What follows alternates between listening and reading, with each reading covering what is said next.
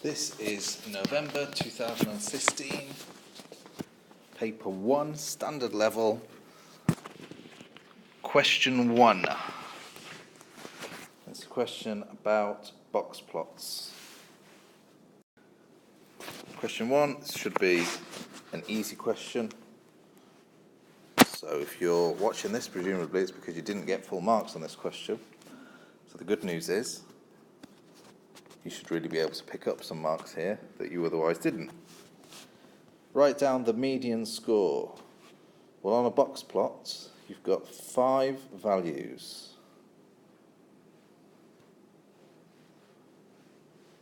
That are represented for some set of data. In this case, it's examination scores. So the 40 here represents the lowest score that any student got. And whatever this number is here, we don't know it yet, but we'll work it out later, is the highest score that any student got. Each of these 4 sections represents a quarter of the data.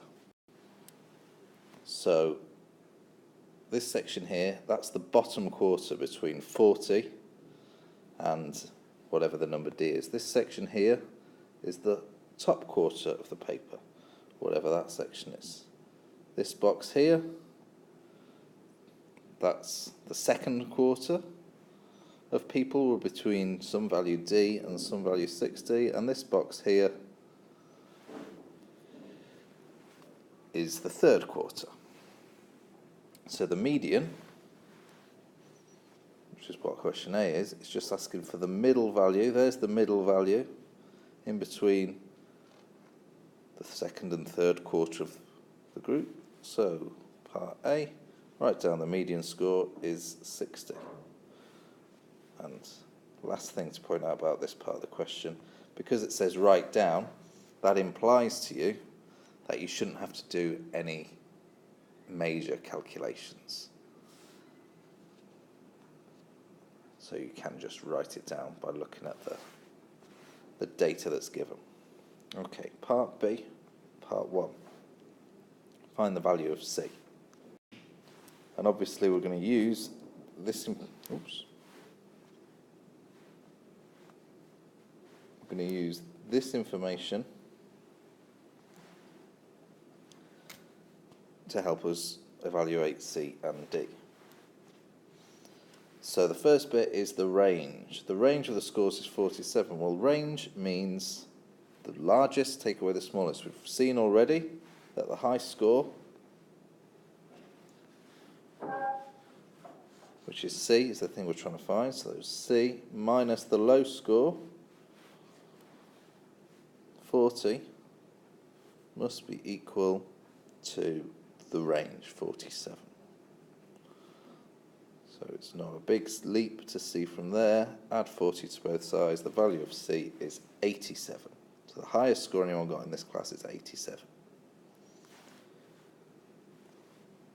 And B part 2.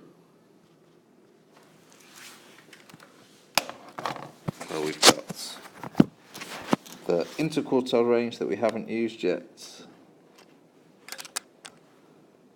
And that's the interquartile range is the difference between the upper quartile, which is the person 3/4 of the way into the data, and the lower quartile.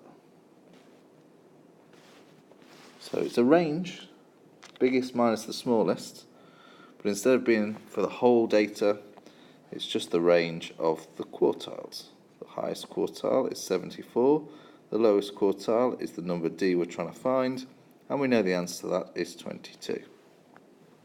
And again, it doesn't take much algebra to be able to see that D is equal to 74 minus 22, which is 52. There was 1 mark available for writing down 60. There were 2 marks available for this. Although if you just wrote down 87, you'd have got full marks, but there's an implied method mark for coming up with that equation, and there was 2 marks available for this, distributed in the same way, an implied method mark there and an accuracy mark for the 52.